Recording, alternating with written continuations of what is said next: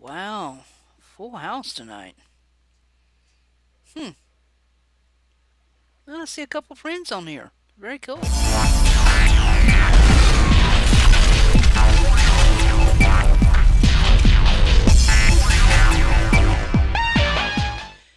Hey, hey, everybody, Mountain Dew Manny here, and welcome back to Friday. And Friday, as you well know, is Redneck Rants. And we are in season 5, the beginnings of, and we're on the letter B. And if you saw that little intro thingamabobby, I was talking about friends.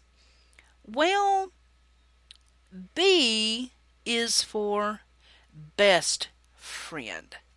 Okay, in case you're wondering what the difference is between friend and best friend, Handy Dandy Dictionary says the definition of best friend is it's the one friend who is closest to you, a person who you value above other friends in your life. This is the person that no matter what it is in your life, good, bad, ugly, whatever, um, they won't be there for you. They're already there for you. Chances are they were in it with you. Um, it's that person. Sarah Jessica Parker says a best friend is like a four-leaf clover, hard to find and lucky to have. I have a very um, I don't know what the word I'm looking for is. Just I don't know, not rules, just requirements. I don't know. You tell me about what I consider a best friend. I do. I am not one of those people. Oh, everybody's my best friend. I have one. Now I will stretch that a little bit and say that I do believe that you can have a female best friend and a male best friend. That I will agree with. Just for the obvious reasons. But I don't think that you should blanket everybody with the title best friend, because just in, like I said, my opinion, I don't think everybody can be your best friend. There's got to be that one person that is just, they're there more. You confide in them more. It's that person that you can get goofy with, and I mean it's okay. You know what I'm saying? Albert Hubbard says a best friend is someone who knows all about you and they love you anyway. That is a best friend. Um, I guess probably the ultimate best. People have friends, and you could murder somebody, and your friends would tell you, no, no, do the right thing. You got to go to the police. We'll come and bail you out. Your best friend's going to say, well, let me get my shovel. I'll help you hide the body. You know what I'm saying? That's the kind of commitment that I look for in a best friend. Okay? Now, I don't know how you guys are, where you are, how you um, how you think about your best friend, but I have some pretty, I mean, I probably take it. I don't know. I don't know if taking it. I don't know if taking it too serious is the word I'm looking for. But to me, it is. I mean, that's calling somebody your best friend. That's a big deal. You know what I'm saying? They are, in some respects, closer than people in your own family. You can tell them things that you probably couldn't tell your mom. Or everybody says, "Oh, my mom's my best friend. My dad's my best friend." That might be true to a certain extent, but I guarantee you there are things that you can tell your best friend that you cannot tell your mom and dad. You probably don't want your mom and dad to know anything about it. It's that type of friendship that, I mean, it's above and beyond blood. You know what I'm saying? I can think of just me. I can think of friends I have that I think more of than I do my own family. It's about just being there, no matter what the situation, no matter what it doesn't matter. I mean, seriously, you could murder somebody, and I mean, think about the people you call your friends. Okay, in a crisis, I mean, a real emergency. Oh my God, the world is gonna end. What do I do? Who? Be honest with yourself now. The people that you call friends, who would actually be there? Not the ones that say they would, the ones that actually show up, okay? Those are the people that you want beside you, okay? And a best friend to me is, somebody said, it's the one you can get mad at only for a short period of time because you have important stuff to tell them. You might be mad at your best friend or aggravated with them, but it's probably not going to last because they just mean too much to you. You will look for ways to, work around whatever the problem is because you need that person in your life. You just do, you know? So who is that person? I mean, now, like I said, I know a lot of people say their moms and their dads. A lot of people say brothers and sisters. I don't have any. Is it your brother or sister? Is it your spouse or your partner? Who is that one person that it doesn't matter how bad it is or how bad it gets, they are going to be there? Do you have that person in your life? Now, I do think that over the years, friendships do change. Now, I grant you that. In high school, even in grade school, you might have a certain set of friends. Okay. Now, if you live in a small place like I do, you pretty much go to school the whole time with the same people. Okay. Now, there might be like at little outlying schools, elementary schools, and you all come together in high school, but you still basically, the last 4 or 5 years of school you have together. Okay, that's how it is in a small town. Now, I'm sure in large cities, uh, where zones change and all that, and people go to different schools and different high schools and things like that, it's easy to lose touch with people, I'm sure. When you go to college, people spread out all over the United States, all over the world. Some people go into the military, some people go to college. Some people, go straight into working. Some people get married. Some people go ahead and they go into their family business or something. I mean, and things like that change the dynamics of friendships. You know, People move. It just, and it's the very rare occasion. When I was doing research, I found this cute little thing it's talking about.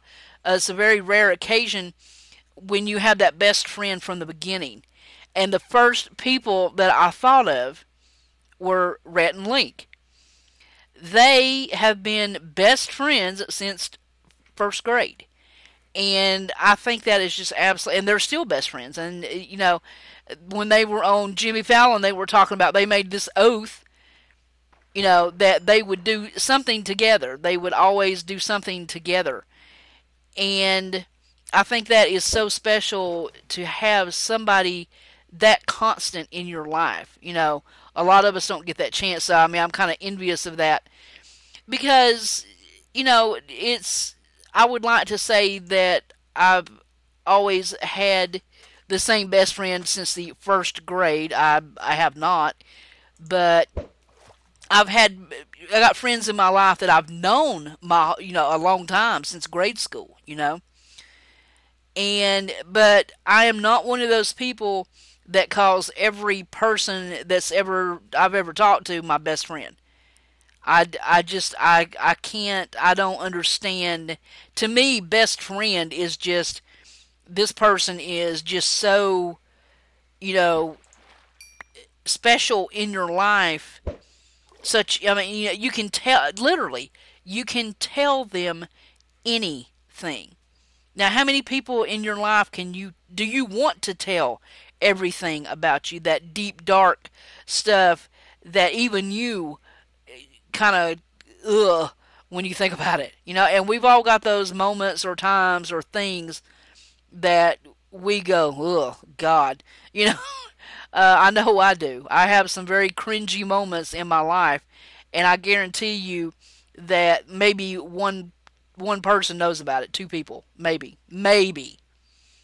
So, somebody said a best friend won't argue with you to make you happy.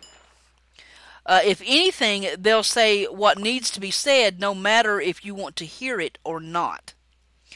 Now, I don't know if anybody calls me their best friend, but I consider that one of, I guess, one of my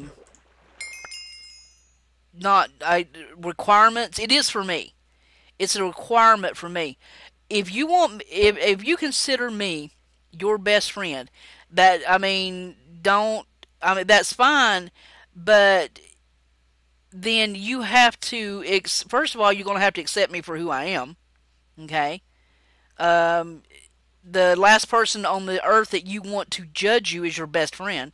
They should accept you just the way you are, okay, and like and love you in spite of it. But to me, a best friend is there. I mean, if I call you my best friend, and I call you at 4 o'clock in the morning because I need to talk or whatever, then I expect you to be there, and I will. That's to me. That's my part of my. I don't want to say my job, but that's part of it. Um, I will be there for you. If you call me at 4 o'clock in the morning, if I have to jump in the car and wear my pajamas over to your house to come and sit with you while you're going through whatever, that's what I'm going to do. Um, you people always talk about money and don't lend money to friends. You have to be careful. But I mean, if I'm your best friend, what I have should be yours. What you have should be mine. That's the kind of commitment I talk about when I say best friend. I mean, seriously, if I commit murder, I don't want you to be, oh my God, I can't be here, and I want you to find a shovel and help me bury the body, because that's what I'm going to do for you. You know what I'm saying? That, to me, is the best friend. Not the person that oohs and ahs and gasps in disbelief, but the person's like, okay, we can handle this. I'm here. What do we need? What do you need? I'm here. That's, to me, is the best friend. Nothing compares to the stomach ache you get from laughing with your best friends. That's the other thing. It's that person. I mean, you can be the goofiest, stupidest idiots, and I mean, it just seems that it's you ache from laughing so much. Just from stupid random stuff that everybody else kind of twitches their nose at. Can't God, I can't believe you said that. I can't believe you did that. I can't. That's what I'm talking about. I'm talking about the person that just absolutely, no matter what, um, you know, it doesn't matter. They are there. Period. They're there. That's the kind of friendship that I'm talking about. I'm not going to shake my head while you're puking in the bathroom because we got drunk together. I'm going to be the one that's holding your head, holding your hair out of your face. Uh, you know, it's that person that, even if we're two scrawny, skinny little kids, you know, they stand beside you when when bullies get in your face. I'll give you a perfect example. I was working one night and there was this bunch of kids in Walmart, like there is, it's just a thing here. And there was about four boys and five maybe, and they were 14 maybe, you know, just that little bit, what their mom goes shopping and they kind of come and hang out. I'll pick you up in 2 hours while I'm over at your Aunt Cindy's house. And so they're goofing off, and we have, if you've been in a Walmart, they got the benches kind of here and there that you can sit on. And one of them got the bright idea. I guess he was the alpha in the pack, and he thought it would be really cool and funny to see if they could kind of run and leap over the bench, okay, without touching it. That's the really cool part. Well, he talked the other ones into it. And of course he made it, the first two made it, and the one next to the last one didn't. Instead, his foot kind of dragged over the top of the shelf, and he crashed into the shelves right next to it.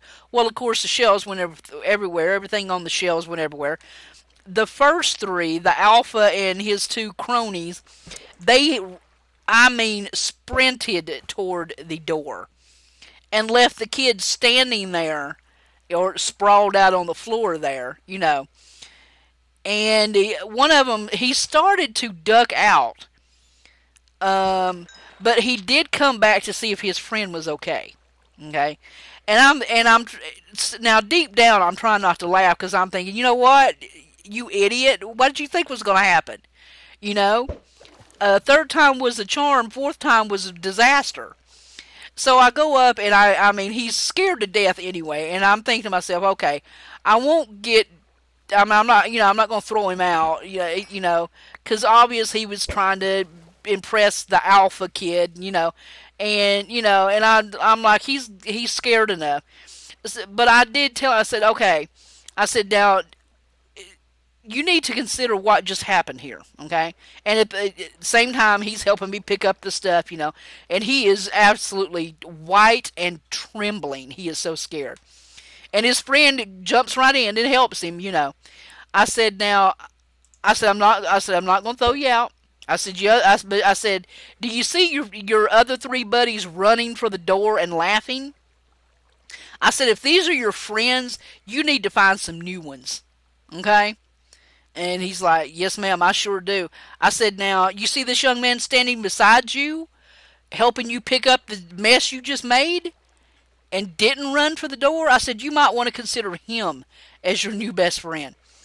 And he looked and he goes, thanks, Michael. And the other one said, hey, man, no problem. And I'm thinking to myself, I hope they become really good friends, because you just know they're going to get into some antics together. But that's just a perfect example.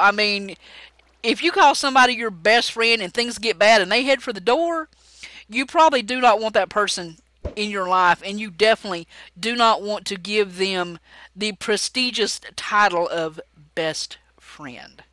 Alright, guys, there you go. I'm gonna go check out and see if that zombie left anything over there. But tell me in the comments below, are you lucky enough to have had a best friend, the same one, your entire life? And what do you consider are like the requirements of a best friend? Let me know in the comments, alright? Hope you guys enjoyed. We are now in Season 5 of Redneck Rants. And if you have any suggestions for any letters, leave them in the comments below. Hope you will like and share and do all that great stuff. So until later, guys, this is Mountain Dew Mania. This is Vox Populi Diamond, my home away from home. And I am so out of here. Later, guys.